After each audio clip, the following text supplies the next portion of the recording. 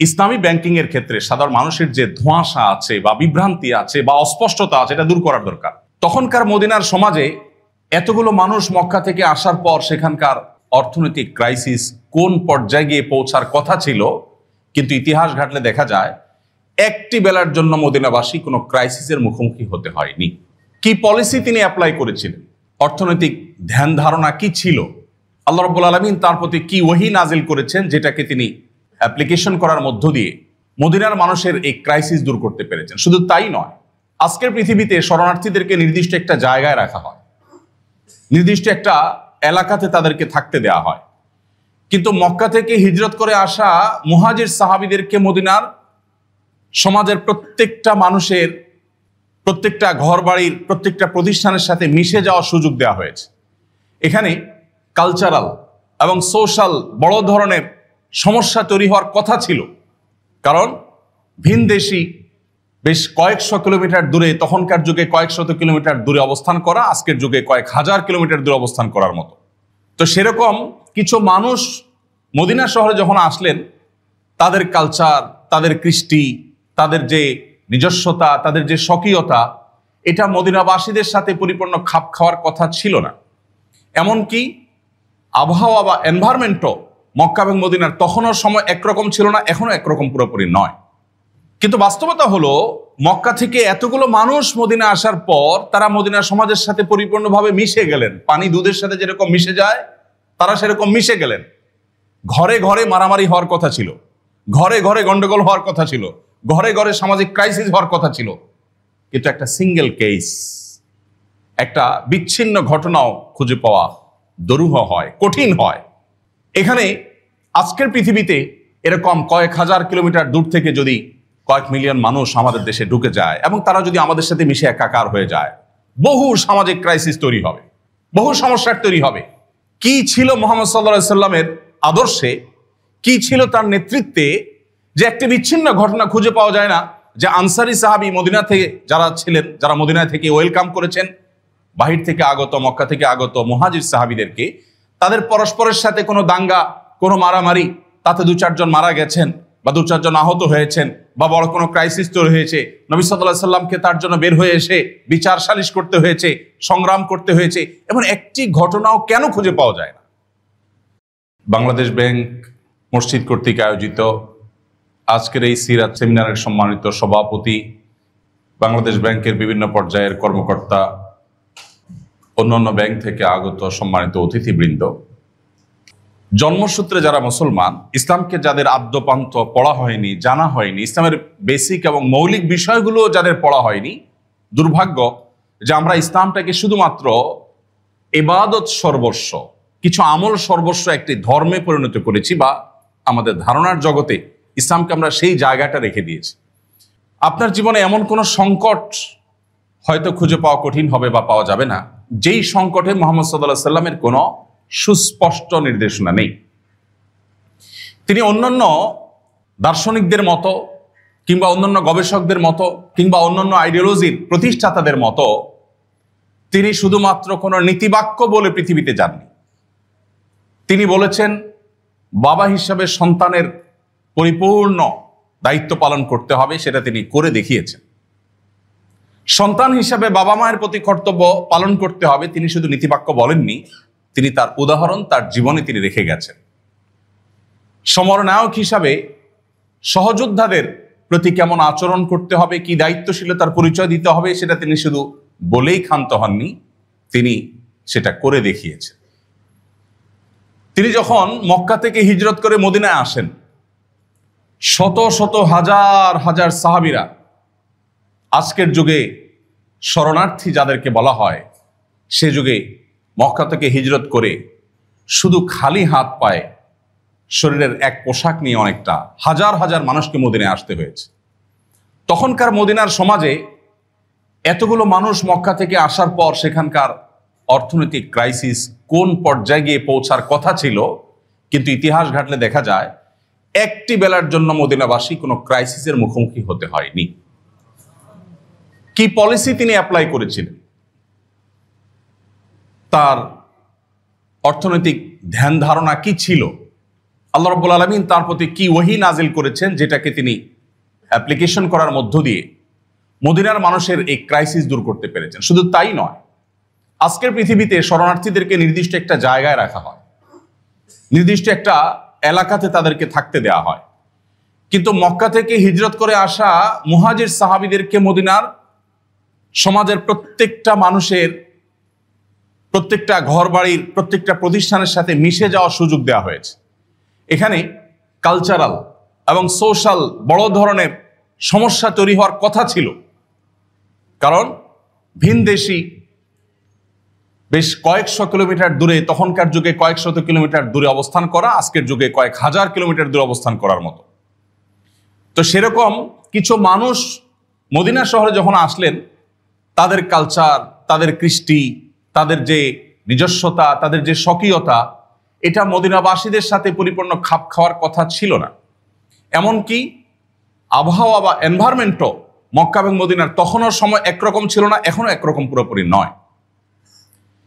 কিন্তু বাস্তবতা হলো, মক্কা থেকে এতগুলো মানুষ মদিনা আসার পর তারা মদিনার সমাজের সাথে পরিপূর্ণভাবে মিশে গেলেন। পানি দুধের সাথে যেরকম মিশে যায়, তারা সেরকম মিশে গেলেন। ঘরে ঘরে মারামারি হওয়ার কথা ছিল, ঘরে ঘরে গন্ডগোল হওয়ার কথা ছিল, ঘরে ঘরে সামাজিক ক্রাইসিস হওয়ার কথা ছিল, কিন্তু একটা সিঙ্গেল কেস, একটা বিচ্ছিন্ন ঘটনাও খুঁজে পাওয়া দুরূহ হয়, কঠিন হয়।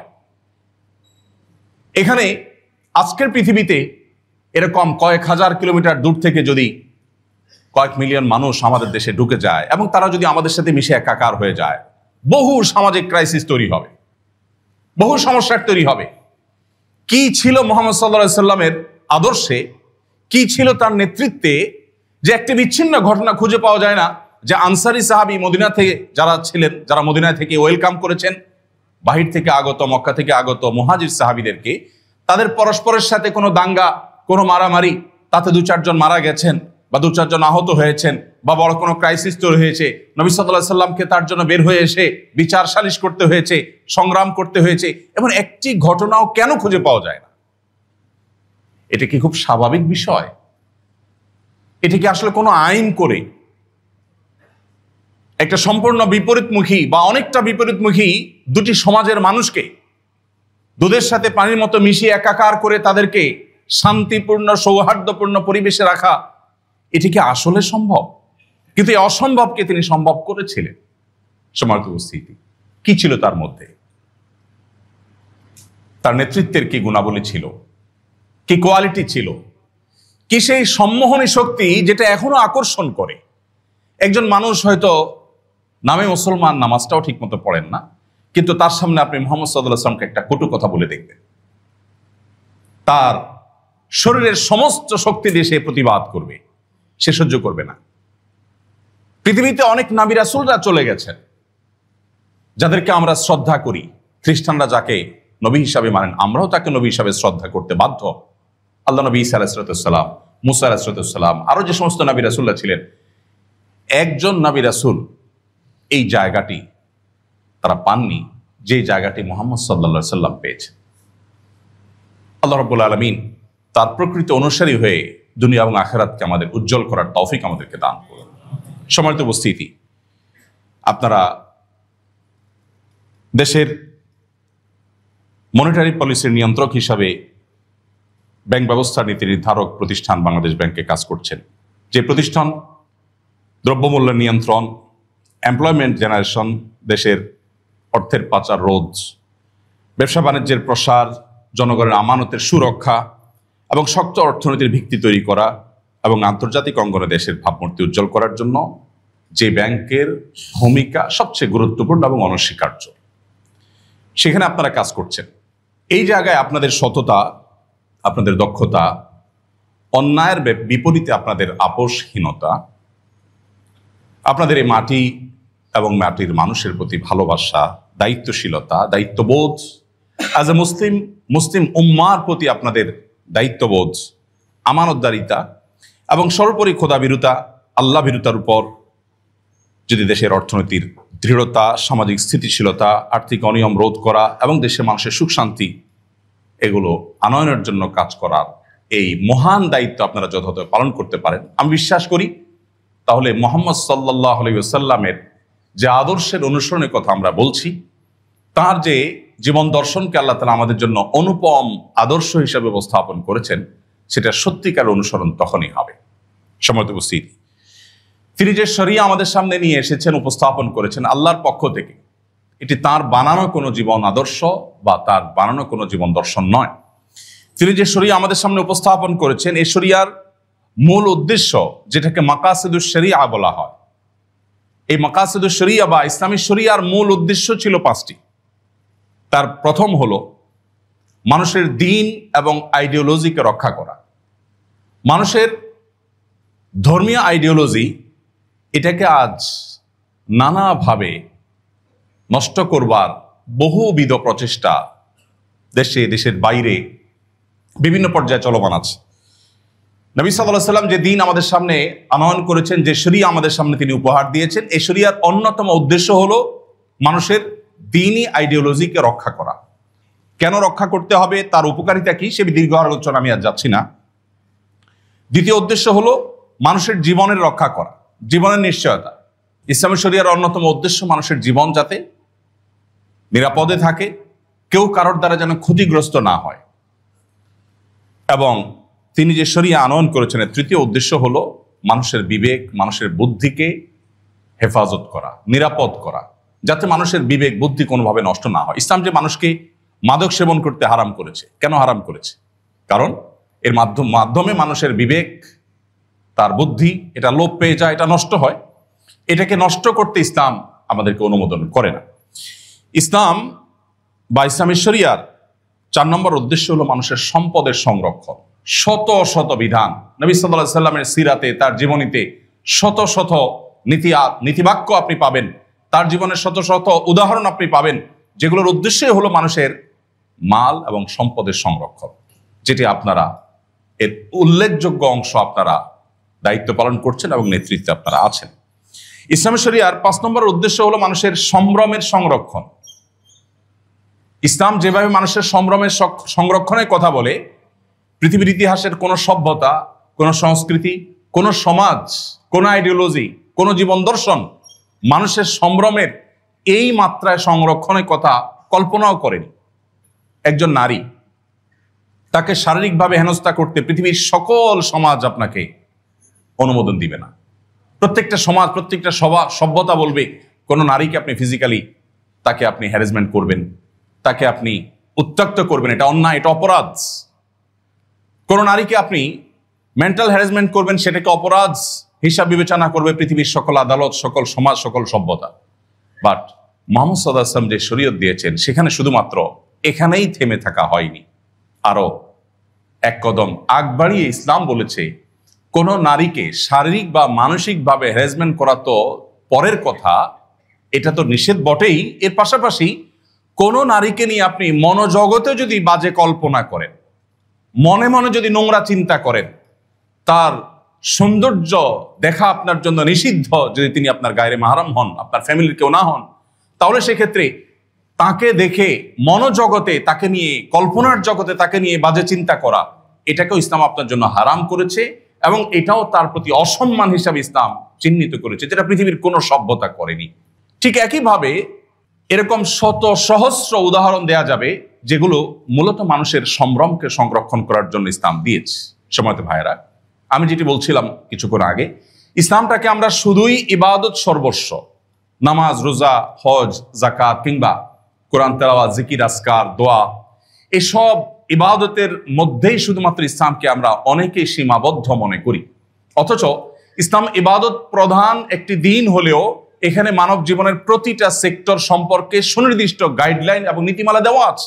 দুর্ভাগ্য যে আমরা না সেগুলো জানার চেষ্টা করি, না সেগুলো মানার ব্যাপারে আমাদের কোনো আগ্রহ আছে।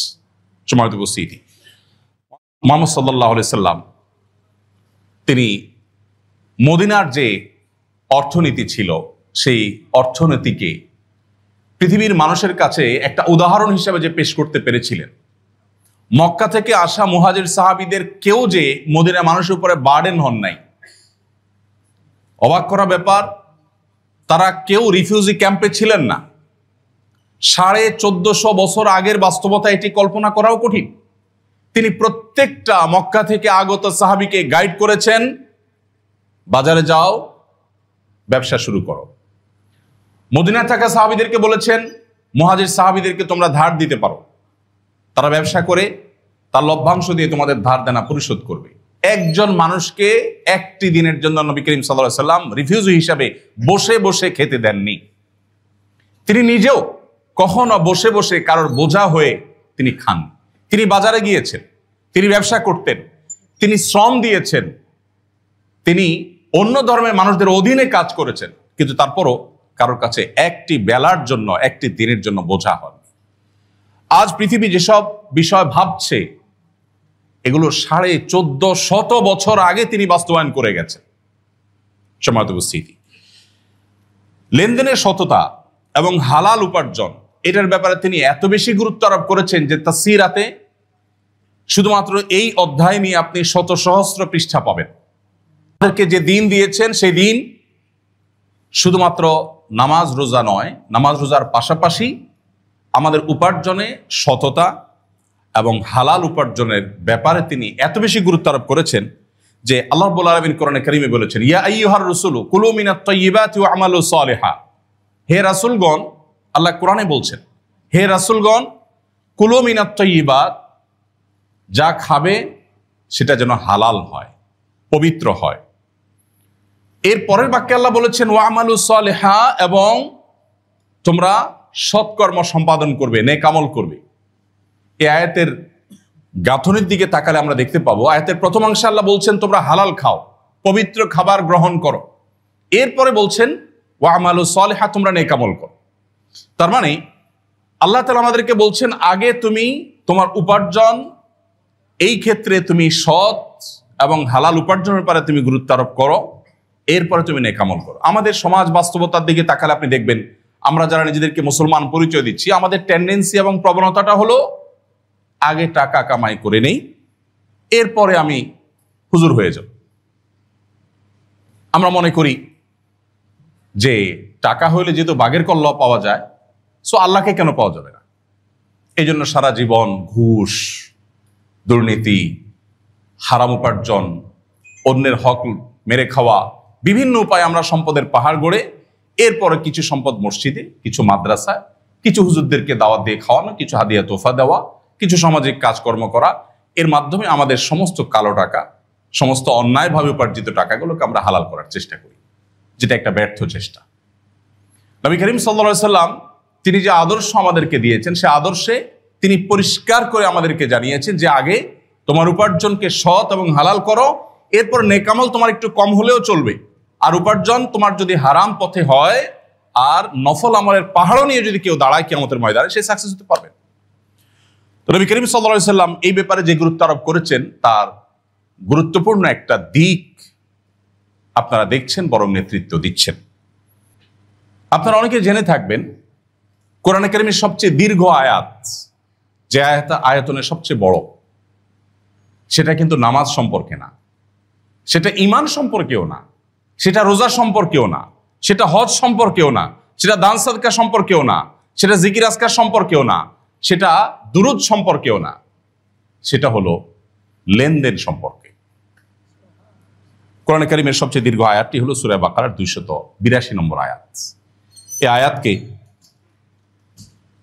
ঋণের আয়াত অথবা আয়াতুদ দাইন বলা হয়। আল্লাহ রাব্বুল আলামিন আয়াতে বলেছেন, ইয়া আইয়ুহাল্লাযীনা আমানু, হে ঈমানদারেরা, ইযা তাদায়ানতুম বিদাইনিন ইলা আজালিন মুসাম্মা ফাকতুবুহু, তোমরা যখন পরস্পর কোনো আর্থিক লেনদেন করবে, কেউ কারোর কাছ থেকে ধার দেনা নিবে, দেওয়া নেওয়া করবে, তখন সেটাকে তোমরা লিখে রাখো, সাক্ষী রাখো। আধুনিক পৃথিবীতে লেনদেনকে সংরক্ষণ করবার যে প্রক্রিয়া আছে, আমরা জানি না 1450 বছর আগে মুহাম্মদ সাল্লাল্লাহু আলাইহি সাল্লামের প্রতি নাজিল হওয়া এই আয়াতের আগে পৃথিবীতে মানুষ এভাবে প্রত্যেকটি লেনদেনকে লিখে রাখার এবং সেটাকে সংরক্ষণ করার, সেটাকে এইভাবে হেফাজত করার কোন পদ্ধতি পৃথিবীতে প্রচলিত ছিল কিনা। সম্মানিত ভাইরা, মানুষের লেনদেনটা কত গুরুত্বপূর্ণ হলে আল্লাহ রাব্বুল আলামিন কোরআনের সবচেয়ে দীর্ঘ আয়াত, যে আয়াতে গুরুত্বপূর্ণ অনেকগুলো বিধিবিধান এবং নির্দেশনা দেওয়ার পর আল্লাহ তাআলা থেমেছেন, মাঝখানে থামেননি, কমপ্লিট করেই থেমেছেন, এবং নামাজের মতো বিষয়, ইসলামের সবচেয়ে গুরুত্বপূর্ণ বিষয় ইমানের পর, সেই নামাজের ব্যাপারে কোরআনে কারিমে আল্লাহ রাব্বুল আলামিন বেশিরভাগ ক্ষেত্রেই আমাদেরকে ইঙ্গিত সূচক নির্দেশ আল্লাহ তাআলা দিয়েছেন। কিন্তু লেনদেনের ব্যাপারে আসলে আপনি দেখবেন যে প্রত্যেকটা লেনদেনকে আল্লাহ তাআলা একেবারে খুলে খুলে ক্লিয়ার কাট করে তারপর আল্লাহ তাআলা আমাদেরকে দিয়ে গেছেন। কোরআন কারিমের সবচেয়ে দীর্ঘতম আয়াতগুলোর মধ্যে থেকে একটা হলো মিরাজ সম্পর্কিত আয়াত, প্রত্যেকটা সম্পদের বন্টন সম্পর্কিত আয়াত। এই আয়াতও বেশ দীর্ঘ, কিন্তু অবাক করা ব্যাপার, এই ব্যাপারে আমরা যারা প্র্যাকটিসিং মুসলিম, হয়তো মুখে লম্বা দাড়িও আছে, 5 ওয়াক্ত নামাজে পড়ে, তারাও অনেকে খুব বেশি সচেতন না।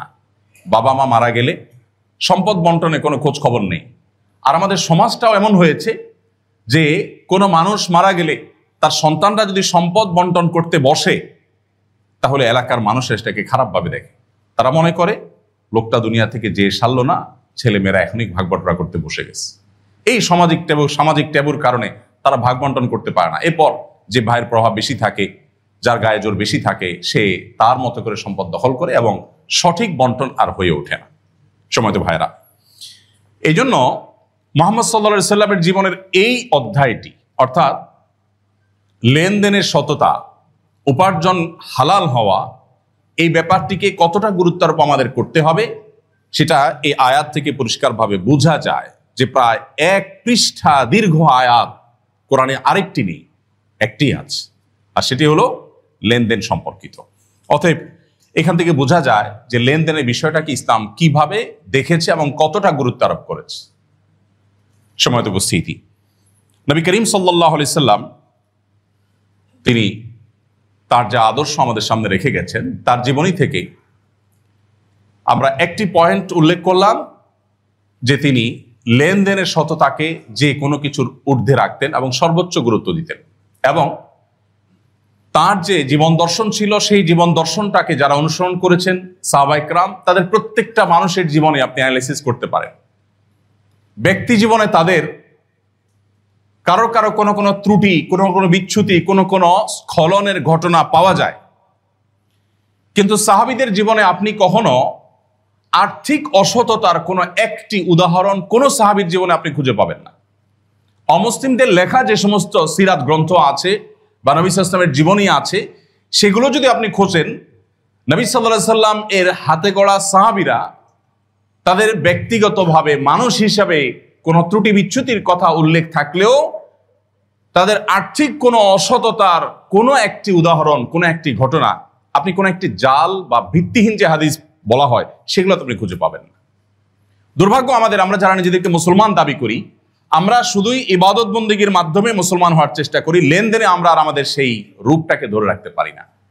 আপনারা নিশ্চয় লক্ষ্য করেন, যখন ভেজাল বিরোধী অভিযানে কিংবা ব্যবসায় অসততার কারণে জরিমানার বিভিন্ন দৃশ্যগুলো মিডিয়া মারফতে আমরা দেখতে পাই, দেখা যায় মুখ ভর্তি দাড়ি এবং মেহেদি রাঙানো সুন্দর লাল এই চাচা, তিনি দেশি মশারি আর ইন্ডিয়ান মশারির ডাল মিশিয়ে বিক্রি করছেন। তিনি নামাজ পড়ে এসে বিসমিল্লাহ বলে মিশাচ্ছেন এবং তার নামাজ তাকে বাধা দিচ্ছে না, তার দিন তাকে বাধা দিচ্ছে না। তার মানে দিন তিনি বুঝেননি বা আমরা তাকে দিন বোঝাতে পারিনি। সময়ত উপস্থিতি, আজ নাম সর্বস্ব মুসলিমে গোটা পৃথিবী ভরে গেছে। সেই মুসলিম পাওয়া যায় না যে মুসলিম নীতি এবং আদর্শে বলিয়ান হবেন, যিনি মনে করবেন যে আমাকে আল্লাহ তাআলা যে রিজিক বরাদ্দ করেছেন তার বাইরে একটি দানা অবৈধভাবে আমার মধ্যে যেতে পারে না। আপনারা অনেকে শুনে থাকবেন ইসলামের প্রথম খলিফা আবু বকর রাদিয়াল্লাহু তাআলা আনহু, তিনি যাকাতের সম্পদ নবী সাল্লাল্লাহু আলাইহি সাল্লামের বংশের লোকদের জন্য হারাম ছিল ভক্ষণ করা। তিনি নিষেধ করেছেন যে আমার বংশের কেউ যাকাত খাবে না, এটা গরিবদেরকে, অন্যদেরকে দিবে। তিনি একবার এমন কিছু খাবার ভুলে খেয়ে ফেলেছিলেন যেটি আসলে তিনি জানতেন না যে এটা তার জন্য সে নিষিদ্ধ খাবারের আওতাভুক্ত, এটা গরিবদের হক। খেয়ে ফেলেছেন, পেটে চলে গেছে, এখন তো তওবা করলেই চলতো, কারণ তো এখন কিছু করার নেই। কিন্তু আবু বকর রাদিয়াল্লাহু তাআলা আনহু মুখের ভেতরে হাত দিয়ে, গলার অভ্যন্তর পর্যন্ত হাত দিয়ে বমি করে তার সে খাবার উদ্গীরণ করে তারপর তিনি প্রায়শ্চিত্ত করেছেন যে আমি ভুলে কেন খেলাম, তার শাস্তি আমি নিজেকে নিজে দিলাম। আমরা সেই আবু বকর রাদিয়াল্লাহু তাআলা অনুসারী, আমরা সেই মুহাম্মদ সাল্লাল্লাহু আলাইহি ওয়াসাল্লাম অনুসারী, কিন্তু দুর্ভাগ্য এই লেনদেনের ক্ষেত্রে আসলে আমরা আর নিজেদের মুসলমানিত্বের যে পরিচয়টা সেটাকে আমরা সেভাবে ধারণ করতে পারি না। সময়ত উপস্থিতি, আমরা আশা করব যে নবী সাল্লাল্লাহু আলাইহি ওয়াসাল্লামের সিরাত থেকে এই বিষয়টিকে আমাদের জীবনে ধারণ করা। আজকে বাংলাদেশ যে সমস্ত ক্রাইসিসগুলোর মধ্য দিয়ে যাচ্ছে, শুধু আজকে নয়, 50 বছর পার হওয়ার পরও আমরা যে ক্রাইসিসে ধুকে ধুকে মরছি সেটা আমরা সবাই জানি। দুর্নীতি, অনিয়ম, অপশাসন, এটা আমাদেরকে শেষ করে দিচ্ছে।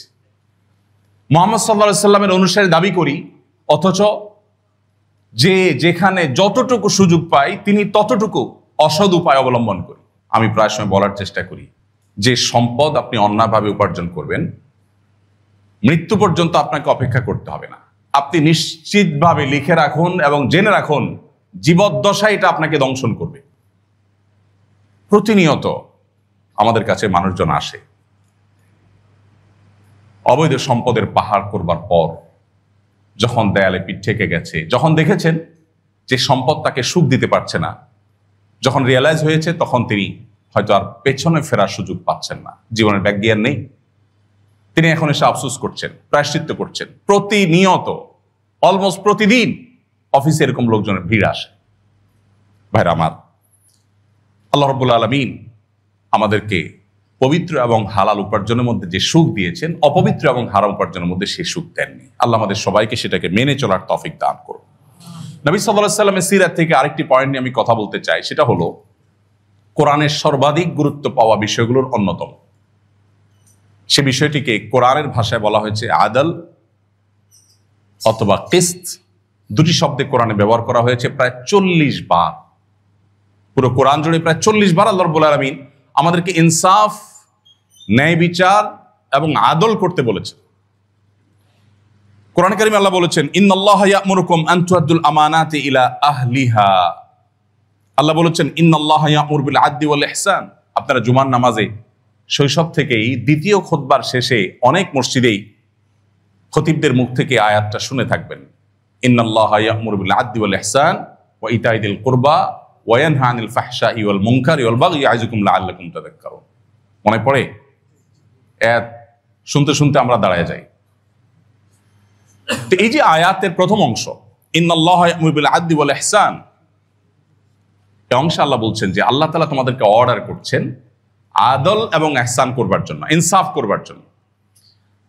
আমি কোরআনে কারীমের সার সংক্ষেপ করার চেষ্টা করেছিলাম বছরখানেক আগে, এবং তারাবিতে আমরা যে কোরআন তেলাওয়াত করি সারা দেশে, আমাদের দেশে আলহামদুলিল্লাহ এই একটা উদাহরণ বেশ চমৎকার। সেটা হলো আমাদের দেশের প্রায় সব মসজিদগুলোতে তারাবির নামাজ একই মাপে সব জায়গায় পড়া হয়, যেটা মিডল ইস্টের দেশগুলোতে বা আরব দেশগুলোতে পর্যন্ত এটা পাওয়া যায় না। এটা আমাদের দেশে একটা ভালো দিক। অনেক অনৈক্য, অনেক মতপার্থক্য, ধর্মীয় এবং রাজনৈতিক, যেগুলো আমাদের কষ্টের কারণ, পীড়া দেয়, এর মধ্যে এই একটা উদাহরণ ভালো যে সারা দেশেই প্রায় তারাবির নামাজে হাফেজ সাহেবরা এক তালে কোরআন তেলাওয়াত করেন। আজকে যে যত নম্বর পারা চলছে, এখানে গ্রামেও সেই একই নম্বর পারা চলছে। তো প্রত্যেকটা পাড়ার নির্যাস, ওই পুরো পাড়ায় আল্লাহ কি কি বলেছেন সেগুলোকে আমরা 3-4 পেজের মধ্যে, 3-4টা পৃষ্ঠার মধ্যে আনার চেষ্টা করেছি, এটা ছোট বইয়ে। ওই বইটার কাজ করতে গিয়ে পুরো কোরআনের একেবারে প্রত্যেকটা আদেশ নিষেধ এগুলো নিয়ে অনেক কাজ করতে হয়েছে আমাকে। আমি তখন লক্ষ্য করেছি পুরো কোরআনে আল্লাহ রাব্বুল আলামিন 3-4টা বিষয়ে সবচেয়ে বেশি এবং বারবার আমাদেরকে নক করেছেন, বারবার আমাদেরকে অর্ডার করেছেন। এর ভিতরে অন্যতম হলো এই বিষয়টা, অর্থাৎ ইনসাফ এবং ন্যায় বিচার। মুহাম্মদ সাল্লাল্লাহু আলাইহি সাল্লামের জীবনী বা তার সিরাত যদি আপনি অধ্যয়ন করেন, আপনি দেখবেন তার পুরো জীবনটাকে তিনি এমন ভাবে মেপে মেপে ন্যায় বিচারের ছাঁচে ফেলে তার জীবনটাকে তিনি গড়ে তুলেছেন। আপনি এরকম আরেকটি উদাহরণ খুঁজে পাবেন না। আল্লাহ রাব্বুল আলামিন কোরআনে কারীমে সেজন্য বলেছেন, ওয়াইদা কুলতুম ফাআদিলু। আমরা সাধারণত ন্যায় বিচার বলতে বুঝি জাজমেন্টাল কোনো ইস্যু, হয়তো বিচারিক আদালতের কোনো ইস্যু।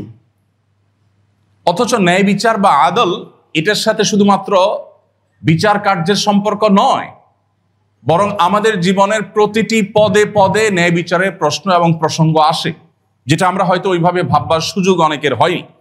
আল্লাহ রাব্বুল আলামিন সেজন্য বলেছেন, ওয়াইদা কুলতুম ফাআদিলু ওয়ালাউ কানা যা কুরবা। যখন তুমি কথা বলবে, যখন তুমি কোনো কথা বলতে যাবে, কোনো মন্তব্য করবে, কোনো কমেন্ট করবে, তখন তুমি ইনসাফের কথা মাথায় রাখবে। তুমি অন্যায় করবে না। এমনকি তোমার যদি খুব কাছের মানুষও হয়, আত্মীয় স্বজনও হয়, কথা বলার ক্ষেত্রে আত্মীয় স্বজনের প্রতি বায়াসড হয়ে তার সপক্ষে বলতে গিয়ে তুমি যেন ন্যায় থেকে, ন্যায্যতা থেকে এক চুল সরে না যাও। যদি সরে যাই তাহলে কি হবে? আল্লাহ বলেছেন, মা ইয়ালফিজু মিন কাউলিন ইল্লা লাদাইহি রাকিবুন আতীদ। মানুষ এমন একটি শব্দ, বাক্য উচ্চারণ করে না যেটা আল্লাহর ফেরেশতারা সংরক্ষণ করেন না। সবকিছু সংরক্ষণ করেন। অতএব এর প্রত্যেকটার বিচার এবং বিশ্লেষণ আল্লাহ তাআলা করবেন। এজন্য আমরা যখন কথা বলবো তখনও আমাদেরকে ন্যায় বিচার করার নির্দেশ এবং তখনও আমাদের ন্যায়সঙ্গত কথা বলার নির্দেশ আল্লাহ তাআলা দিয়েছেন। কোরআনে কারিমে একটি আয়াত আছে, যে আয়াতে আল্লাহ রাব্বুল আলামিন ন্যায় বিচারের একটা কঠিন পরিস্থিতি, একটা বিশেষ পরিস্থিতির কথা আলোকপাত করেছেন। সাধারণত মানুষ যখন ভালো থাকে, স্বাভাবিক থাকে, তখন ন্যায় বিচার করা যায়। ধরুন আপনার সামনে দুজন ব্যক্তি মারামারি করেছে, আপনাকে সেখানে মধ্যস্থতাকারী বা বিচারক হিসাবে উভয়ে মেনে নিয়েছে। দুজনের কেউ যদি আপনার আপনজন কিংবা আপনার দুর্জন কিছু না হয়, অপরিচিত হয়, সম্পূর্ণ আননোন ব্যক্তি হয়, তাহলে তাদের মধ্যে ন্যায় বিচার করার জন্য কোনো যোগ্যতা লাগে না, এটা আমরা সবাই পারি। কিন্তু তাদের একজন যদি হয় আপনার খুব কাছের মানুষ, আপনার খুব বন্ধু মানুষ, তখন কিন্তু বিপত্তিটা দেখা দেয়। তখন হক কথাটা বলতে আপনার সে ঈমানী শক্তি সেভাবে আমরা বেশিরভাগ মানুষ পাই না। আল্লাহ রাব্বুল আলামিন সে প্রসঙ্গে বলেছেন, ওয়ালা ইয়াজরিমান্নাকুম শানাআনু কওমিন আলা আল্লা তা'দিলু ই'দিলু হুয়া আকরাবু লিত-তাকওয়া। কারোর সাথে তোমার ব্যক্তিগত শত্রুতা থাকতে পারে, মতভিন্নতা থাকতে পারে, কেউ তোমার প্রতিপক্ষ হতে পারে, সে অন্য ধর্মের অনুসারী, অন্য পলিটিক্যাল পার্টির লোক, সে তোমার বিরুদ্ধাচরণকারী, সে তোমার শত্রু, বা তার ভূমিকা আর তোমার ভূমিকা সম্পূর্ণ বিপরীতমুখী। কিন্তু এর পরও যদি তার বিষয়ে কোনো কমেন্ট করতে হয়, কোনো উদ্যোগ নিতে হয়, কোনো ব্যবস্থা গ্রহণ করতে হয়, কোনো ভূমিকা রাখতে হয়, খবরদার সে শত্রু হওয়া সত্ত্বেও যেন ইনসাফ থেকে এক চুল তুমি সরে না যাও। আল্লাহ রাব্বুল আলামিন কোরআনে কারীমের যে আয়াত নাজিল করেছেন, আমাদের নবী করিম সাল্লাল্লাহু আলাইহি ওয়াসাল্লাম ছিলেন এর সবচেয়ে বড় উজ্জ্বল উদাহরণ। তার জীবনে এমন অজস্র ঘটনা আপনি পাবেন যে ন্যায় বিচার এইভাবে প্রতিষ্ঠা করা যায়, এটা হয়তো মানুষ তার আগে কল্পনাও করেনি। আপনারা জানেন নবী করিম সাল্লাল্লাহু আলাইহি ওয়াসাল্লাম কোন একটা যুদ্ধে, কোন একটা রণাঙ্গনে তিনি যোদ্ধাদের সাথে অবস্থান করছিলেন। বিরতির সময়টাতে সম্ভবত রাতের বেলা বা রেস্টের কোনো সময়, তখন শত্রুপক্ষের মক্কা থেকে আসা মুশরিকরা, যারা স্বীয় মাতৃভূমি থেকে মুসলমানদের বের করে দিয়েছিল, তাদের পক্ষে থাকা একজন লোক যিনি শত্রুপক্ষের ছাগলের পাল রাখার দায়িত্বে ছিলেন। সে যুগে মানুষ যখন যুদ্ধে যেত, অনেক দূরে যেত, ছাগল ওঁট এগুলো নিয়ে যেত খাবারের জন্য। তো এই ছাগলের পালের যিনি দায়িত্বে ছিলেন, এই লোকটা আসলে তিনি মুসলিম ছিলেন, কিন্তু তাদের কাছে প্রকাশ করতে পারছিলেন না জীবনের ভয়।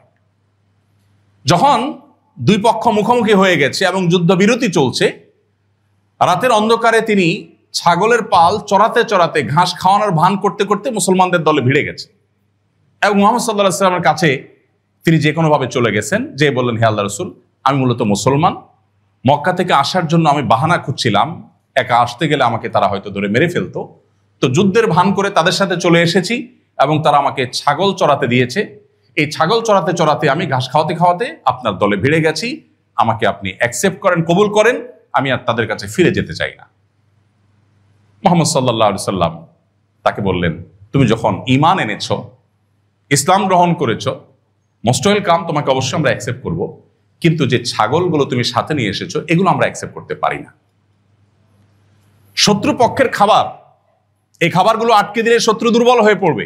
নবী সাল্লাল্লাহু আলাইহি ওয়াসাল্লাম সেটি ভাবতে পারতেন এবং যুদ্ধে, শত্রুপক্ষের সঙ্গে যুদ্ধে এই যুদ্ধলব্ধ সম্পদ আল্লাহ তাআলা হালালও করেছেন, কিন্তু এই সম্পদটা যেহেতু যুদ্ধ করে আদায় করা হয়নি, বরং একজন ব্যক্তি তার কাছে দায়িত্ব রেখেছে অমুসলিমেরা, সেই দায়িত্বটাকে সে যথাযথ পালন না করে নবীজির কাছে নিয়ে এসেছে।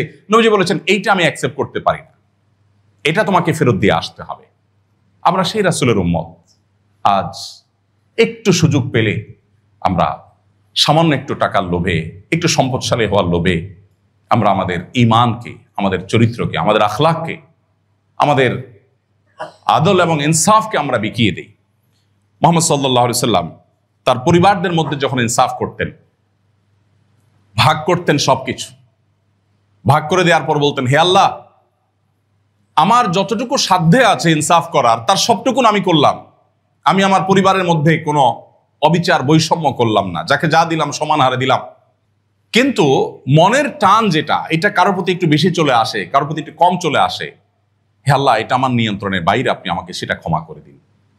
এক সাহাবী তার এক সন্তানকে কিছু সম্পদ উপহার দিয়েছে, দিয়ে এসে নবীজির কাছে বললেন, হে আল্লাহ রাসূল, আমার অমুক ছেলেকে আমি আমার সম্পদ এই পরিমাণ দিয়েছি।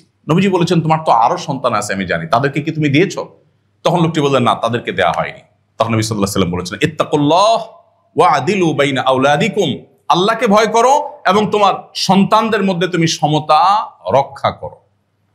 প্রিয় ভাইরা আমার, নবী সাল্লাল্লাহু আলাইহি ওয়াসাল্লামের জীবনে প্রতিটা পদে পদে যদি আপনি খোঁজেন, আপনি দেখতে পাবেন ইনসাফ এবং ন্যায়সঙ্গত আচরণে পরিপূর্ণ ছিল। আমি যেটা বলছিলাম, আমরা অনেক সময় মনে করি যে আমরা আমাদের দৈনন্দিন জীবনে শুধুমাত্র বিচার বিশ্লেষণ বা জাজমেন্টাল কোনো পদক্ষেপ নেওয়ার মতো ইস্যু থাকলে সেখানে বোধহয় ইনসাফ করতে হয়, অথচ আমাদের পুরো জীবনটাতেই ইনসাফের প্রশ্ন আসে। প্রতিদিন সকাল থেকে সন্ধ্যা পর্যন্ত আমরা কি পরিমাণ বেইনসাফি, কি পরিমাণ অবিচার আর কি পরিমাণ জুলুম আমাদের দ্বারাই হয়, হয়তো সেটি ভাববার ফুরসত বা সুযোগটুকু পর্যন্ত আমাদের হয় না। আমি যদি একটা উদাহরণ দেওয়ার চেষ্টা করি তাহলে হয়তো বোঝাটা আরো পরিষ্কার হবে, বোঝাটা আরো সহজ হবে। নবী সাল্লাল্লাহু আলাইহি সাল্লাম একবার মসজিদে নববীতে দেখলেন যে এক ব্যক্তি কোরআন তেলাওয়াত করছে, অন্য কিছু না, কোরআন তেলাওয়াত করছে, একটি ইবাদত করছে, কিন্তু তিনি একটু উচ্চ স্বরে কোরআন তেলাওয়াত করছিলেন। নবী করিম সাল্লাল্লাহু আলাইহি সাল্লাম তখন তাকে ডেকে বললেন, তুমি যে আল্লাহকে শোনাবার জন্য কোরআন তেলাওয়াত করছো সে আল্লাহ বধির নন, তিনি মনের কথাও শুনতে পান, সো তোমাকে এত আওয়াজ করে কোরআন তেলাওয়াত করতে হবে না যেটা তোমার আশেপাশে থাকা মসজিদে অন্য মুসল্লিদের ডিস্টার্বের কারণ হয়। আজকে আপনি দেখবেন আমরা রাজনৈতিক সমাবেশের নামে, সংস্কৃতি বিনোদনের নামে, এমনকি ধর্মের নামে আমরা মানুষকে অতিষ্ঠ করি। দূর দূরান্তে মাইক লাগিয়ে দিয়ে আমরা মানুষকে রাত বিরাত পর্যন্ত কষ্ট দেই। বিবাহ, বিনোদন, আকিকা অনুষ্ঠান, নানান অনুষ্ঠানকে কেন্দ্র করে, এমনকি ওয়াজ মাহফিলকে কেন্দ্র করে আমরা দেখা যায় দায়িত্ব জ্ঞানহীনতার পরিচয় দেই। এর মধ্য দিয়ে যে আমি যে আরেকজনের হক নষ্ট করছি, আমি যে জুলুম করছি, সেটা বোঝার মতো ক্ষমতাটুকু পর্যন্ত অনেক সময় আমাদের থাকে না।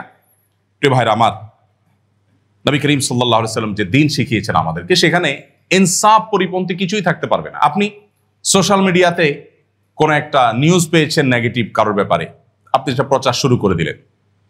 বাস্তবে যদি সেটা সেইভাবে না হয়, একটু বাড়িয়েও হয়, তাহলে আপনি একটা গুজব, একটা প্রপাগান্ডার প্রচারে আপনি অংশগ্রহণ করলেন। এবং যেই ব্যক্তি কেন্দ্রিক এই নিউজ, অনেক সময় নেগেটিভ নিউজগুলো প্রচার করতে আমরা একটু মজা বেশিও পাই, যে অমুক ধরা পড়েছে, অমুকের কেলেঙ্কারি ফাঁস হয়েছে, তিল হয়তো তাল হয়েছে, আমরা সেটাকে নির্দ্বিধায় প্রকাশ করি, প্রচার করি। কিন্তু এর মধ্য দিয়ে যে আমি একটা গুনাহ করছি, আমি যে একটা পাপ করছি, আমার যে ইনসাফ পরিপন্থী কাজ হচ্ছে, সেটা বোঝার মতো সুযোগ অনেক সময় হয় না, বা সেই যোগ বিয়োগটা আমরা করতে পারি না। অনেক সময় দেখা যায় অন্যের সময় বা শ্রম নষ্ট করছি, মানুষ আমার জন্য অপেক্ষা করছে, আমি হয়তো এমন অবস্থানে আছি যে আমি দেরি করে গেলেও কিছু হবে না, কিন্তু অনেকগুলো মানুষ অপেক্ষা করছে। তাহলে তাদের যে সময় নষ্ট হচ্ছে, এটা তাদের হক নষ্ট করা, তাদের প্রতি অবিচার করা, এটা ইনসাফ পরিপন্থী কাজ। ঠিক একইভাবে কাউকে আপনি ভুল তথ্য দিলেন, তাহলে তার প্রতি আপনি অবিচার করলেন, অন্যের অধিকার হরণ করলেন। যতভাবে অধিকার হরণ হতে পারে সবটাই বেইনসাফের মধ্যে পড়ে। নবী করিম সাল্লাল্লাহু আলাইহি ওয়াসাল্লাম বলেছেন, ইযা হাদ্দাসার রাজুলু ফালতাফাতা ফাহিয়া আমানা। আপনার সাথে কেউ কথা বলেছে, আপনি কারোর সাথে কোনো কথা বলেছেন, আলাপ করেছেন, সে আপনার সাথে কিছু কথা বলে যখন সরে যায়, তখন সেটা আপনার কাছে আমানত হয়ে যায়। আপনি সেটা চাইলে আরেকজনের কাছে প্রকাশ করতে পারেন না, কিন্তু আমরা নির্দ্বিধায় অনেক সময় এই ধরনের কথা প্রচার করছি। আপনি পাবলিক বাসে যাচ্ছেন, পাবলিক পরিবহনে যাচ্ছেন, আপনার পাশের সিটের লোকটা আপনার দ্বারা কষ্ট পাচ্ছে কিনা, আপনি দাঁড়াচ্ছেন, পাশের লোকটা কোনো ডিস্টার্ব হচ্ছে কিনা, এটা দেখা গুরুত্বপূর্ণ। বাট আমরা নিজের স্বার্থ এবং শুধুই নিজের সুবিধাটা বিবেচনা করি। অনেক সময় দেখা যায় আমি নামাজে কালামে ধার্মিক, আমি অন্যান্য ক্ষেত্রে ধার্মিকতার পরিচয় দিই, কিন্তু এই সময়টাতে আমার ধার্মিকতার কথা আমাদের মাথায় আসে না, অথচ সেখানেও কিন্তু আমার মাধ্যমে অবিচার হতে পারে, ইনসাফ পরিপন্থী কাজ হতে পারে। ঠিক একইভাবে কারো প্রাপ্য সম্মান আপনি না দিলেন বা কম দিলেন, এর মধ্য দিয়েও আপনি তার প্রতি জুলুম করলেন, আপনি ইনসাফ পরিপন্থী কাজ করলেন। ইনসাফ মানেই হলো যেখানে যা যতটুকু প্রয়োজন।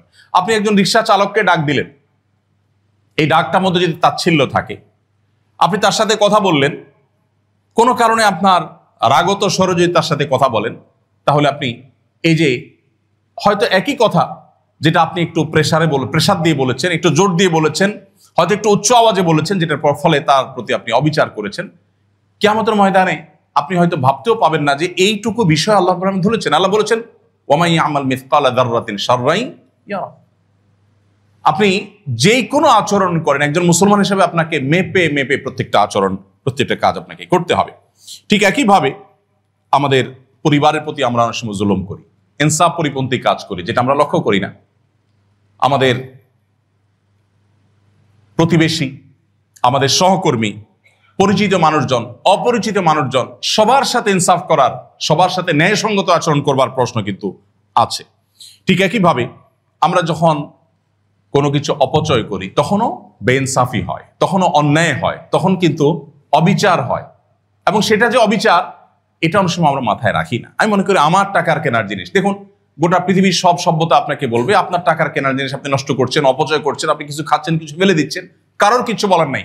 ইসলাম বলে না, আপনার এই স্বাধীনতা আপনাকে দেয়া হয়নি, আপনি ফেলতে পারেন, কিন্তু কিয়ামতের দিন আপনাকে প্রতিটি দানা সম্পর্কে জিজ্ঞাসিত করা হবে।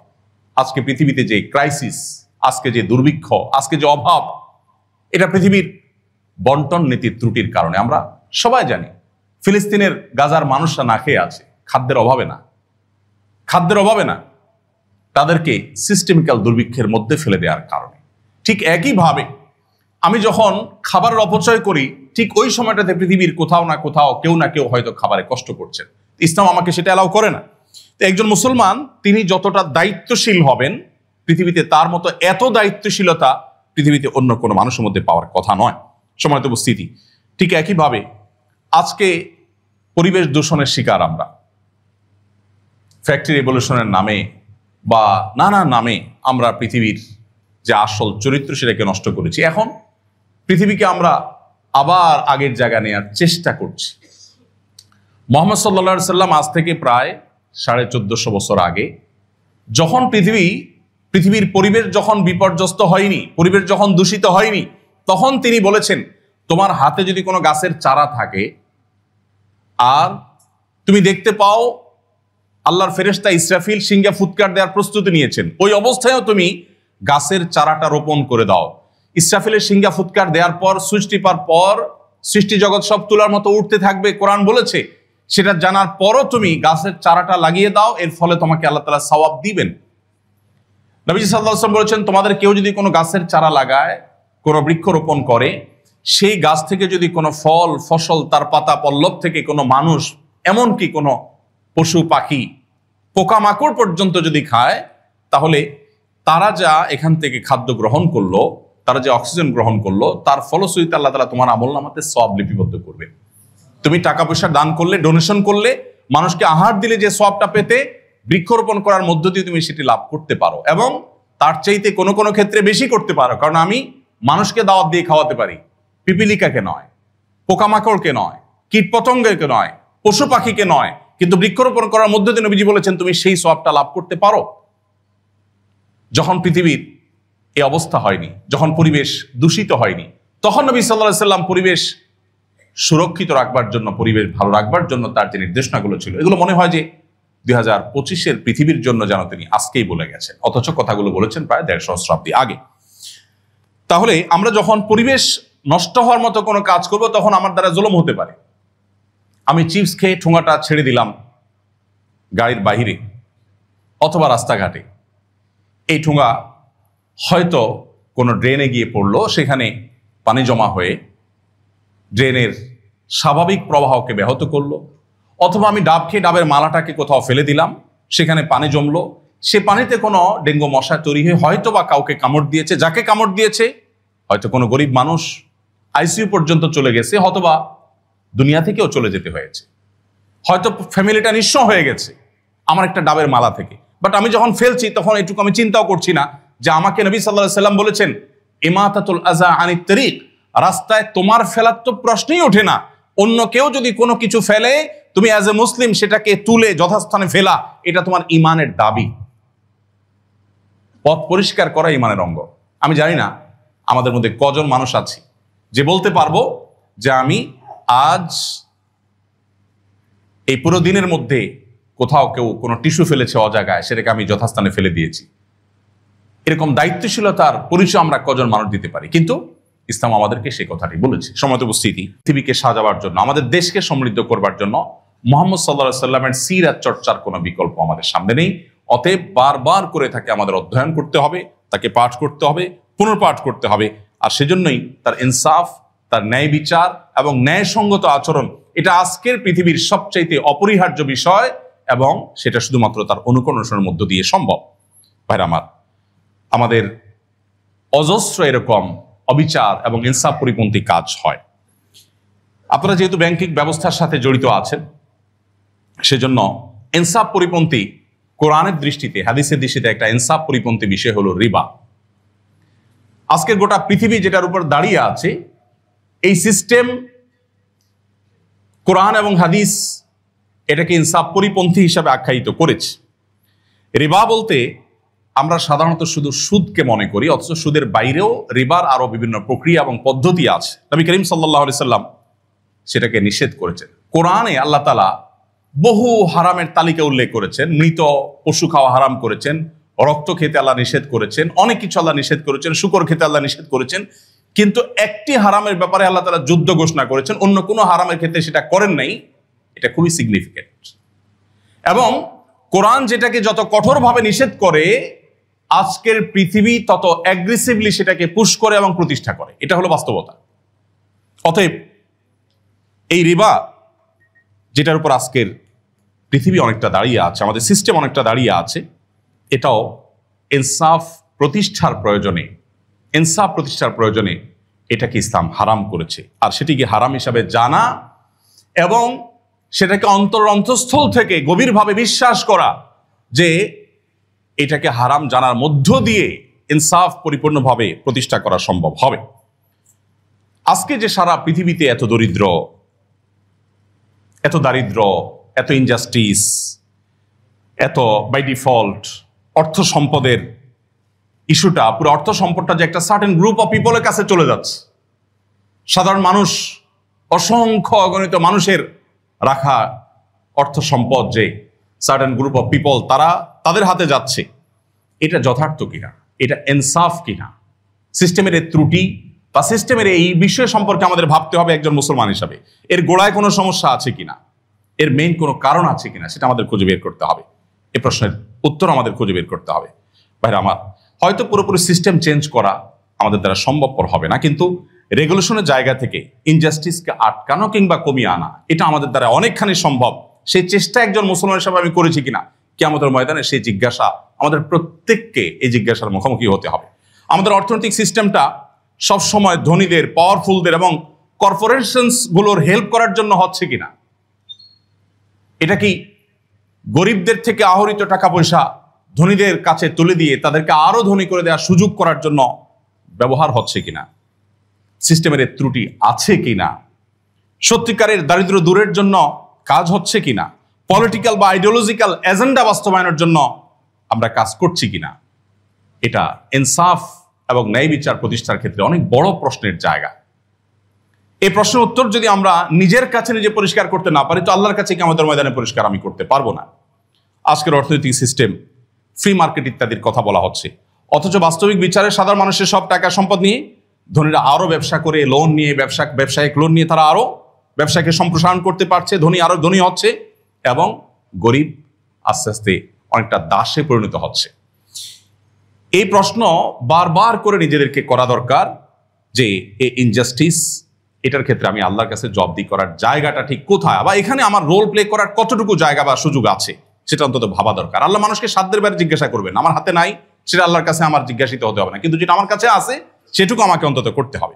অতএব আমরা আমাদের জীবনের প্রত্যেকটা ক্ষেত্রে তাকওয়া, আমানতদারিতা এবং এই যে ইনসাফ, ন্যায় বিচার, এটাকে আমরা প্রতিষ্ঠা করার চেষ্টা করবো। আল্লাহ আমাদের সবাইকে তৌফিক দান করুন।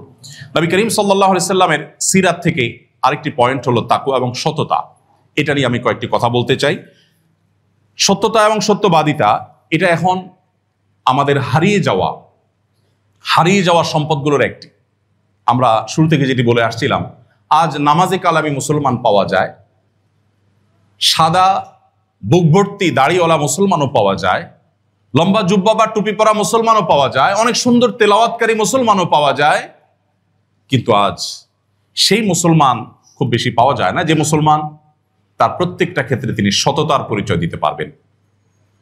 এই যে ইসলামকে আমাদের মতো করে বোঝার যে একটা প্রবণতা, এটা মূলত আমাদেরকে ইসলাম থেকে বিচ্যুত করে দিচ্ছে, আমাদেরকে ট্র্যাক থেকে সরিয়ে দিচ্ছে। এখন মুহাম্মদ সাল্লাল্লাহু আলাইহি ওয়াসাল্লামের সিরাত থেকে আমাদেরকে দূরে সরিয়ে দিচ্ছে। নবী সাল্লাল্লাহু আলাইহি ওয়াসাল্লাম বলেছেন, আত-তাজিরুস সাদুকুল আমিন মান নবিয়্যিন ওয়াস সিদ্দিকিন ওয়াশ শুহাদা, সত্যবাদী এবং বিশ্বস্ত ব্যবসায়ীরা কিয়ামতের ময়দানে সিদ্দিকদের সাথে, শহীদদের সাথে, নবীদের সাথে তারা উঠবে। নবী সাল্লাল্লাহু আলাইহি ওয়াসাল্লাম একদিন বাজারে গেলেন। বাজারে গিয়ে তিনি সরাসরি বাজার মনিটর করছিলেন। বাজার তদারকি করতে গিয়ে দেখলেন যে খাদ্যশস্য বিক্রি করা হচ্ছে একটা বাজারে। তিনি এক বিক্রেতার খাদ্যশস্যের দিকে তাকিয়ে একটু সন্দেহ হলো তার। তিনি খাদ্যশস্যের ভেতরে হাত ঢুকিয়ে দিলেন। ঢোকানোর পর ভেতর থেকে আনা গম বা এই জাতীয় কোনো খাদ্যশস্য দেখতে পেলেন ভেজা। তখন নবীজি বললেন, তোমার উপরে খাদ্যশস্যগুলো বেশ শুকনো, কিন্তু ভেতরে নিচে যেগুলো আছে সেগুলো সব ভেজা। তুমি আমাকে জবাব দাও যে তুমি এই প্রতারণা কেন করলে? তখন লোকটি বলল, হে আল্লাহর রাসূল, আসলে বৃষ্টি এসেছে, কিছু ভিজে গেছে, এজন্য উপর দিয়ে আমি শুকনাগুলোর প্রলেপ দিয়ে দিয়েছি, যাতে ক্রেতা বুঝতে না পারে। দেওয়ার সময় তাকে আমি মেপে ভেজাগুলো সহ দিয়ে দিচ্ছি। তখন নবী সাল্লাল্লাহু আলাইহি ওয়াসাল্লাম বলেছেন, মান গাশশা ফালাইসা মিন্না, যে ব্যক্তি ধোঁকা দেয় সে আমার উম্মত নয়। আমাদের সমাজ যদি আমরা একটু কম্পেয়ার করি এটাকে, আমাদের সবজি বিক্রেতা বলুন, ফল বিক্রেতা বলুন, যত রকমের এই জাতীয় ব্যবসা বাণিজ্য, খাদ্যশস্য বা এই জাতীয় ব্যবসা বাণিজ্য যারা করছেন, এমনকি মুদি দোকানই বলুন, সাধারণত সাজানোর সময় এমনভাবে সাজায় যে উপর দিয়ে যেগুলো আছে আর ভেতরে বা তলে যেগুলো আছে সেগুলোর মধ্যে আসমান এবং জমিন পার্থক্য। এবং এইটাকে আমার মনে হয় না 1% মানুষও মনে করে যে এটা প্রতারণার মধ্যে পড়ে। এটাই আমাদের সিস্টেম হয়ে গেছে, এটাকেই আমরা স্বাভাবিক বানিয়ে নিয়েছি। এটা তো হলো একেবারে সাধারণ পর্যায়ে। একবারে সর্বোচ্চ পর্যায় থেকে যে সমস্ত অসাধুতা হয় সেগুলোর কোনো সীমারেখা বলে শেষ করা কঠিন। অতএব নবী সাল্লাল্লাহু আলাইহি ওয়াসাল্লাম যে আমানতদার, তিনি যে বিশ্বস্ত ছিলেন, সেই বিশ্বস্ততা আমাদের মধ্যে আনতে হবে। আপনারা জানেন আমাদের নবীজির উপাধি ছিল আল আমিন। কি ছিল তার উপাধি? আল আমিন মানে কি জানো? বিশ্বাসী না, বিশ্বস্ত। আল আমিন মানে হলো বিশ্বস্ত, যাকে বিশ্বাস করা যায়, যাকে সবাই বিশ্বাস করে, সেই মানুষটাকে মূলত আল আমিন বলা হয়। নবী করিম সাল্লাল্লাহু আলাইহি ওয়াসাল্লামকে আল আমিন বলেছিল মক্কার মানুষেরা, যে মানুষরা তাকে নবী হিসাবে, রাসূল হিসাবে স্বীকার করে নাই, তাকে নবী হিসাবে, রাসূল হিসাবে স্বীকৃতি দেয়নি, কিন্তু তাকে বিশ্বস্ত হিসাবে স্বীকৃতি দিয়েছে। শত্রুর কাছ থেকে বা ভিন্ন মতের মানুষের কাছ থেকে সার্টিফিকেট পাওয়ার মতো মূল্যবান সার্টিফিকেট আরেকটি হতে পারে না। নবী সাল্লাল্লাহু আলাইহি ওয়াসাল্লাম সেটি পেয়েছেন। কিভাবে পেয়েছেন? কারণ তার জীবনে তিনি বিশ্বস্ততার এমন এমন উদাহরণ সৃষ্টি করেছেন যেগুলো মানব ইতিহাসের হয়তো আর কেউ করতে পারেনি। একটি ঘটনা শুধু ছোট্ট করে উল্লেখ করতে চাই, আপনারা অনেকেই শুনে থাকবেন। তিনি যখন মক্কা থেকে হিজরত করে মদিনায় চলে আসবেন রাতের অন্ধকারে, তখন তিনি এই রাতের গভীরে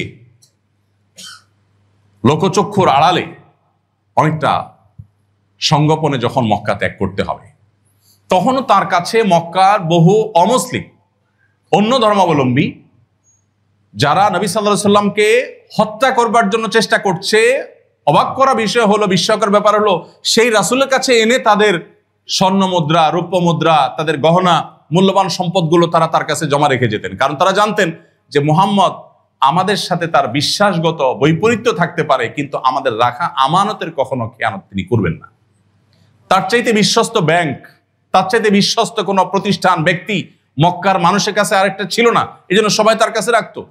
তিনি তাদের অত্যাচারে, তাদের নিপীড়নে যখন মক্কা ছেড়ে চলে যেতে হচ্ছে, সেই মুহূর্তে তার স্নেহভাজন আলীকে ডেকে বললেন, আলী, তোমাকে আমি দায়িত্ব দিচ্ছি, তুমি আমার দায়িত্বটা পালন করে তারপরে মক্কা ত্যাগ করবে। তুমি 3 দিন মক্কায় থেকে আমার দেওয়া দায়িত্ব পালন করে তারপর তুমি মক্কা ত্যাগ করবে।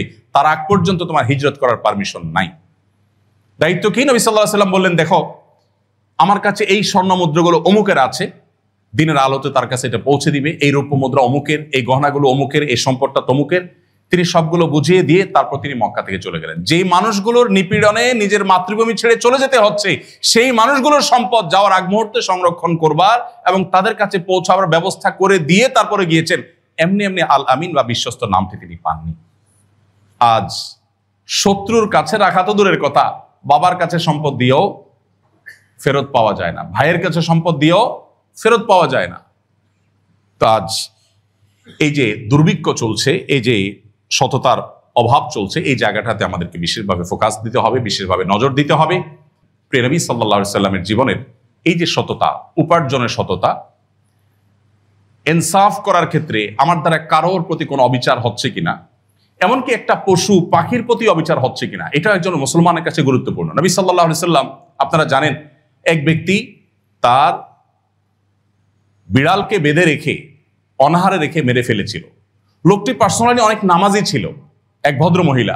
নবী সাল্লাল্লাহু আলাইহি সাল্লাম তার সম্পর্কে বর্ণনা করতে গিয়ে বলেছেন যে আল্লাহ তাআলা তাকে ওহীর মাধ্যমে জানিয়েছেন যে এরকম একটা ঘটনা ঘটেছে অতীতে, যে একজন মহিলা পার্সোনালি অনেক নামাজি কালামে ছিলেন, কিন্তু একটা বিড়ালকে শুধুমাত্র বেঁধে রেখেছেন, বিড়ালটা ডিস্টার্ব করে দেখে, এবং অনাহারে তাকে মেরে ফেলেছেন। এই জন্য আল্লাহ তাআলা ওই মহিলার সমস্ত নফল নামাজগুলো সব ক্যান্সেল করে দিয়ে, একটা অ্যাকসেপ্ট না করে, তার জন্য জাহান্নামের ফয়সালা আল্লাহ করেছেন। এই জন্য একজন মুসলমান যদি একটা পশুর সাথে একটা দুরাচরণ করলে বা তার হক নষ্ট করলে এই অবস্থায় হয়, তাহলে আমরা মানুষের প্রতি যদি অবিচার করি বা অন্যের হক নষ্ট করি, তাহলে আমাদের অবস্থান কোথায় যাবে? অতএব আজ নামাজি কালামি মুসলমান থাকলেও সৎ, আমানতদার, সততা আছে, নিষ্ঠা আছে, পরোপকারী, কারোর হক নষ্ট করেন না, সেরকম মুসলমান পাওয়া বড় দুরূহ এবং কঠিন। আজকে আমাদেরকে সেই শূন্যতাটা পূরণ করতে হবে। বিশেষ করে আমাদের প্রিয় মাতৃভূমিতে, যদি আমরা এই মাতৃভূমিকে আমরা যদি সমৃদ্ধ করতে চাই, বিশ্ব দরবারে উঁচু করতে চাই, আজকে দুর্নীতি, অনিয়মকে যদি আমরা দূরে ঠেলে দিতে চাই, তাহলে আমাদের প্রত্যেকটা মানুষকে প্রকৃত মুসলিম হতে হবে। আমরা প্রকৃত মুসলিম যারা আছি, মুসলমান যারা আছি, আমরা যারা প্রকৃত মুসলিম হব, ইনশাআল্লাহ বিইذনিল্লাহ আমরা এই দিকটাতে এগিয়ে যেতে পারবো। আল্লাহ রাব্বুল আলামিন আমাদেরকে নবী সাল্লাল্লাহু আলাইহি সাল্লামের আমানতদারিতা, তার বিশ্বস্ততা, তার সততা, তার যে ইনসাফ, তার যে ন্যায় বিচার, ন্যায়সঙ্গত আচরণ, মানুষ তো মানুষ, প্রকৃতি, পরিবেশ, এমনকি পশু পাখি, এমনকি শত্রুপক্ষের সাথেও ন্যায় বিচার প্রতিষ্ঠা করার ক্ষেত্রে তার যে ভূমিকা ছিল, সেটি একজন মুসলমান হিসাবে আমাদেরকে ধারণ করতে হবে, আমাদেরকে পালন করতে হবে। আল্লাহ আমাদের সবাইকে সেই তৌফিক দান করুন। এর পাশাপাশি আমি বাংলাদেশ ব্যাংক কর্তৃপক্ষ, এখানে মাননীয় ডেপুটি গভর্নর মহোদয় আছেন, আর অন্যান্য দায়িত্বরত ব্যক্তিবর্গ আছেন, তাদের প্রতি আমার ছোট ছোট কয়েকটা আর্গুমেন্ট আছে। প্রথমত, 1983 সালে বাংলাদেশে ইসলামী ব্যাংকিং এর যে যাত্রা শুরু হয়, 2009 সালে এসে সেন্ট্রাল শরিয়া board for all Islamic banks of Bangladesh নামে একটা প্রতিষ্ঠান গঠন করা হয়। কিন্তু এই প্রতিষ্ঠান এর নির্দেশনা অন্যান্য ব্যাংকগুলো মানতে বাধ্য ছিল না। আলহামদুলিল্লাহ, এটি ধন্যবাদ পাওয়ার মতো একটি বিষয় যে বাংলাদেশ ব্যাংক আলহামদুলিল্লাহ ইসলামী banking regulation and policy department চালু করেছে। আমি এর জন্য সংশ্লিষ্ট কর্তৃপক্ষকে ধন্যবাদ দিতে চাই। এবং সেই সাথে সেন্ট্রাল শরিয়া বোর্ড স্থাপনের অনুমোদনও দেওয়া হয়েছে, আমি যতটুকু জানি। সন্দেহাতীতভাবে এটি অত্যন্ত চমৎকার এবং সময়োপযোগী একটি উদ্যোগ। ইসলামী ব্যাংকিং হলো বাংলাদেশের সবচাইতে কঠিন বাস্তবতাগুলোর একটি। প্রত্যেকটা ব্যাংক, এমনকি কনভেনশনাল ব্যাংকগুলো ইসলামী ব্যাংকিং উইং খোলা ছাড়া গ্রাহক ধরে রাখতে পারছে না। এখান থেকে বোঝা যায় বাংলাদেশের মানুষ আর যা হোক, তারা সুদকে না করতে চায় বা ইসলামী ব্যাংকিং তারা চায়। আমরা বিগত সরকারের আমলে এনএসআই এর মাধ্যমে আমি একাধিকবার সরকার প্রধান এবং সরকারের সর্বোচ্চ পর্যায়ে একটা আর্গুমেন্ট পেশ করার চেষ্টা করেছি, বাট আনফর্চুনেটলি তারা সেটা হয়তো আমলে নেয়নি। সেটি হলো সার্বজনীন পেনশনের নামে যে স্কিম চালু করা হয়েছিল। আমরা আবেদন করেছিলাম যে বাংলাদেশের মানুষ সুদকে হারাম মনে করে, মুসলমানরা সুদ থেকে বেঁচে থাকতে চায়, সো অন্তত ইসলামিক একটা পলিসি যেন ওপেন করা হয়। আমরা তো সবাইকে বাধ্য করতে বলছি না। আমি যখন অ্যাজ এ মুসলমান আমি সুদকে হারাম মনে করি, আমি সুদ থেকে বাঁচতে চাই, সো আমার জন্য একটা অপশন কেন রাখা হবে না? কিন্তু সেটা তারা শুনেনি। আলহামদুলিল্লাহ, পরিশেষে এই বর্তমান গভর্নমেন্ট সেটি বাস্তবায়ন করতে যাচ্ছে এবং সেটাও আলহামদুলিল্লাহ চমৎকার একটি উদাহরণ। এর পাশাপাশি আমি বিশেষ করে বাংলাদেশ ব্যাংক কর্তৃপক্ষের কাছে আবেদন করতে চাই বা আমার উদাত্ত আহ্বান রাখতে চাই যে ইসলামী ব্যাংকিং এর জন্য একটা পরিষ্কার ইসলামী ব্যাংকিং অ্যাক্ট বা আইন হওয়া সময়ের সবচেয়ে প্রয়োজনীয় কাজগুলোর একটি। এটা সংশ্লিষ্ট মন্ত্রণালয় থেকে যদি উদ্যোগ নেওয়া হয়, তাহলে সেক্ষেত্রে ইসলামী ব্যাংকিং এর ক্ষেত্রে যে সমস্ত অনিয়ম হচ্ছে বা আমরা যারা গ্রাহকরা সাধারণ মানুষরা আছি, যে প্রকৃতপক্ষে ইসলামী ব্যাংকিং হচ্ছে কিনা আদৌ, নাকি আমি কোনোভাবে প্রতারিত হচ্ছি বা ক্ষতিগ্রস্ত হচ্ছি, এই জিনিসটি নিশ্চিত করা আরো সুন্দর হবে, আরো সহজ হবে, আরো আসান হবে। অতএব এই ইসলামী ব্যাংকিং অ্যাক্ট বা ইসলামী ব্যাংকিং নীতিমালা বা আইন, এটা করাটা সময়ের সবচেয়ে প্রয়োজনীয় কাজগুলোর মধ্যে থেকে একটি। আমি আশা করব যে সংশ্লিষ্ট দায়িত্বশীল যারা আছেন তারা বিষয়টিকে দেখবেন এবং সেই সাথে ইসলামী ব্যাংকিং এর ক্ষেত্রে সাধারণ মানুষের যে ধোঁয়াশা আছে বা বিভ্রান্তি আছে বা অস্পষ্টতা আছে এটা দূর করার দরকার। আমি অনেক ব্যাংকের কথা জানি যে ব্যাংক শরিয়া বোর্ডে এমন এমন ব্যক্তিকে ঢুকায় যে চেয়ারম্যান সাহেবের মহল্লার মসজিদের ইমাম সাহেব, সেজন্য উনি শরিয়া বোর্ডের সদস্য। আমি অবাক হয়ে যাই যে যিনি ব্যাংকিং বুঝেন না, যিনি শরিয়া বুঝেন না, তিনি যত বড় ব্যক্তি হন, এমনকি সেলিব্রিটি হন, তিনি কিভাবে শরিয়া বোর্ডের সদস্য হতে পারেন? কিন্তু আনফরচুনেটলি সেটা হচ্ছে। তো এই জিনিসগুলো আমাদের বন্ধ হওয়া দরকার এবং মানুষের আস্থাটা ফেরত আসা দরকার। আমি জানি না ইসলামী ব্যাংকিং করতে গিয়ে ইসলামী ব্যাংকিং এর ত্রুটি আছে, বিচ্যুতি আছে, এই দায়ে কেউ দায়ী হয়েছেন কিনা বা চিহ্নিত হয়েছেন কিনা বা কোনো সাজা হয়েছে কিনা। যদি না হয় তাহলে সেক্ষেত্রে সাধারণ মানুষের যে বিপুল আগ্রহ আছে ইসলামী ব্যাংকিং এর ক্ষেত্রে, সেই আগ্রহের জায়গাটা থেকে অন্তত এই জিনিসটা হওয়া দরকার এবং তদারকি আরো বাড়া দরকার। নবী করিম সাল্লাল্লাহু আলাইহি ওয়াসাল্লাম সিরাতের আলোকে এখানে অনেক কথা বলার আছে, কিন্তু সময় আমাদেরকে আর অনুমোদন করছে না, বিধায় আমি সেদিকে যাচ্ছি না। আমি সংক্ষেপে শুধুমাত্র বলতে চাচ্ছি যে যোগ্য এবং উপযুক্ত মানুষগুলো এই সমস্ত জায়গাগুলোতে আসা দরকার এবং সাধারণ মানুষের অধিকার এখানে সংরক্ষিত হওয়া দরকার। যিনি শরিয়া ব্যাংকিং এর জন্য আসছেন, কোনো ইসলামী ব্যাংকে কিংবা কোনো কমার্শিয়াল ব্যাংকের ইসলামিক উইংয়ে যিনি আসছেন, তার অধিকার তিনি শরিয়া ব্যাংকিং পাবেন, সেটা যেন তিনি যথাযথভাবে পান, তার জন্য যথাযথ উদ্যোগ গ্রহণ করা দরকার। সেই সাথে দায়িত্ব দেওয়ার ক্ষেত্রে মুখ চেনা মানুষকে দায়িত্ব না দেওয়ার যে বিষয়টা বলছিলাম, নবী করিম সাল্লাল্লাহু আলাইহি ওয়াসাল্লামের একজন সাহাবী, আপনারা নাম শুনেছেন অনেকেই, আবু যর গিফারী রাদিয়াল্লাহু তাআলা আনহু। তিনি খুব সরল সহজ মানুষ ছিলেন। তিনি নবীজিকে বললেন, হে আল্লাহর রাসূল, মদিনা রাষ্ট্রের আপনি আমাকে কোন একটা দায়িত্ব দেন। নবীজি বলেছেন, না আবু যর, তুমি অত্যন্ত নরম মানুষ, দায়িত্ব নরম মানুষের কাজ না, তুমি দুর্বল মানুষ, দায়িত্ব পালন করতে হবে তোমার হলে তোমাকে সেই শক্তি, সেই সামর্থ্য, সেই দৃঢ়তা, সেই লিডারশিপ তোমার মধ্যে থাকতে হবে। নবী সাল্লাল্লাহু আলাইহি ওয়াসাল্লাম তাকে সেটা দেননি। তিনি যখন মক্কা বিজয় করেছেন, মক্কা বিজয়ের পর মক্কার কাবা ঘরের চাবি কার কাছে থাকবে এটা নিয়ে যখন নবী সাল্লাল্লাহু আলাইহি ওয়াসাল্লাম সিদ্ধান্ত নিচ্ছিলেন, তখন ওসমান ইবনে আবি তালহাকে তিনি চাবি তুলে দিলেন, কারণ বংশানুক্রমিকভাবে এটা তারই প্রাপ্য। অথচ আলী রাদিয়াল্লাহু তাআলা ইসলামের জামাই এবং কাছের মানুষ, তিনি এই চাবির প্রার্থী ছিলেন, তারও আহ্বান ছিল, আর্গুমেন্ট ছিল, নবী সাল্লাল্লাহু আলাইহি ওয়াসাল্লাম তারটা পূরণ করেন নাই। তার মানে যথাযোগ্য ব্যক্তিকে যথাস্থানে রেখেছেন। অতএব এই বিষয়টি খুবই গুরুত্বপূর্ণ। সেই সাথে বাধ্যতামূলক জবাবদিহিতা নিশ্চিত করা দরকার, যেটা আমি বলছিলাম যে আসলে ইসলামী ব্যাংকিং বা শরিয়া নিশ্চিত হচ্ছে কিনা সেটা সেভাবে দেখা। আলহামদুলিল্লাহ, এক্ষেত্রে যে পদক্ষেপগুলো হয়েছে আমি বিশ্বাস করি এগুলোর মধ্য দিয়ে সেগুলো হয়তো নিশ্চিত করার পথ সুগম হবে এবং গ্রাহকদের জন্য শরিয়া ভিত্তিক ব্যাংকিং এর ধারণা দেওয়ার, একটা সার্ভিস দেওয়ার কথা আমি অনেকদিন থেকে বলে আসছিলাম যে সাধারণ মানুষ যারা আছেন, গ্রাহক যারা আছেন, তারা জানেন না যে আসলে একটা পদ্ধতি, বিবাহ এবং জেনা দেখতে একই রকম দেখা গেল, একটা হালাল একটা হারাম। ডক্টর ইউসুফ আল কারজাবি বলেছেন। সো একটা ব্যাংক লেনদেন আমার এভাবে হলে শরিয়া অ্যালাউ করবে, এভাবে হলে অ্যালাউ করবে না, কিন্তু আমি যে লোকটার কাছ থেকে সার্ভিসটা নিচ্ছি, আমি যদি জানি যে আসলে শরিয়া ভায়োলেশনটা কি করলে হবে, কি করলে হবে না, তাহলে আমি আমার অধিকারটা তার কাছ থেকে বুঝে নিতে পারবো। তো এই জন্য টোল ফ্রি কোনো নাম্বারে মানুষকে অন্তত ফোন করে জানার ব্যবস্থা, অথবা ব্যাংকগুলোকে কোনো না কোনো সিস্টেম চালু করার জন্য বলা যেতে পারে, এটা আমার একটা অনুরোধ। এবং সর্বশেষ কথা হলো যে আমি জানি যে বাংলাদেশ ব্যাংকের যে কর্মকর্তা কর্মচারীবৃন্দ আছেন, অনেক কর্মকর্তা কর্মচারীরা আমাকে পার্সোনালি জানিয়েছেন, তার ভিত্তিতে আমি জানি যে এখানে আসলে হাউস লোনের ক্ষেত্রে বা গাড়ি লোনের ক্ষেত্রে ইসলামী ব্যাংকিং যারা ফলো করতে চান বা শরিয়ার পলিসি অনুযায়ী যারা নিতে চান, তাদের জন্য কোনো পদ্ধতি বা পলিসি যদি চালু করা হয়, আমার মনে হয় যে কর্মচারীদের একটা উল্লেখযোগ্য অংশ যারা আসলে চান যে ইসলামী পন্থা এবং পদ্ধতিতে তিনি নিতে, তাদের কাজটা সহজ হবে, ইজি হবে।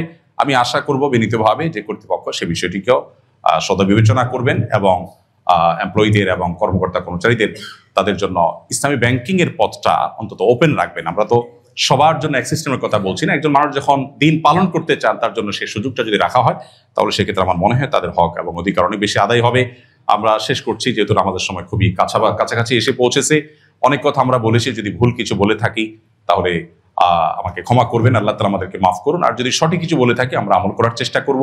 আজকের সিরাত আয়োজনের সাথে যারা যেভাবে জড়িত ছিলেন তাদের সবাইকে আমি আবারও ধন্যবাদ দিচ্ছি। শুরুতে যেভাবে ধন্যবাদ দিয়েছিলাম, ঠিক একইভাবে গভর্নর মহোদয়, ডেপুটি গভর্নর মহোদয় সহ অন্যান্য দায়িত্বশীল ব্যক্তিবর্গ যারা নবী সাল্লাল্লাহু আলাইহি ওয়াসাল্লামের সিরাত জানার জন্য এই পথটা আমাদের জন্য সুগম করে দিয়েছেন, আল্লাহ রাব্বুল আলামিন এটার জন্য তাদেরকে কিয়ামতের দিন সর্বোত্তম বিনিময় দান করুন। আজকে এই চমৎকার পরিবেশে মসজিদে আমরা যেভাবে সমবেত হয়েছি, আরশের মালিকের কাছে দোয়া করি আল্লাহ আমাদেরকে জান্নাতুল ফিরদাউসে ঠিক একইভাবে একত্র হওয়ার তৌফিক দান করুন। আমাদের প্রিয় নবী সাল্লাল্লাহু আলাইহি ওয়াসাল্লামের সাথে কিয়ামতের দিন জান্নাতে আমাদেরকে সাক্ষাৎ লাভের তৌফিক আল্লাহ আমাদেরকে দান করুন। আমরা যে কথাগুলো শুনলাম, সেই কথাগুলো শুধু শোনার মধ্যেই সীমাবদ্ধ থাকলে এটি আমাদের আজকের এই প্রোগ্রামকে সার্থক করবে না, বরং এই কথাগুলোকে আমাদের জীবনে বাস্তবায়ন করা এবং আমল করার মধ্য দিয়ে আজকের এই আয়োজনকে আমরা সার্থক করতে পারি। আমরা সবাই সেই চেষ্টা ইনশাআল্লাহ যথাযথভাবে করব। আল্লাহ আমাদের সবাইকে আদর্শ মুসলমান হওয়ার তৌফিক দান করুন। একজন মুসলমান হিসাবে মুহাম্মদ সাল্লাল্লাহু আলাইহি সাল্লামের সিরাতের প্রতিটি অধ্যায়কে যেভাবে অনুসরণ করা দরকার, অনুকরণ করা দরকার, আল্লাহ তাআলা সেটা আমাদের সবাইকে করার তৌফিক দান করুন।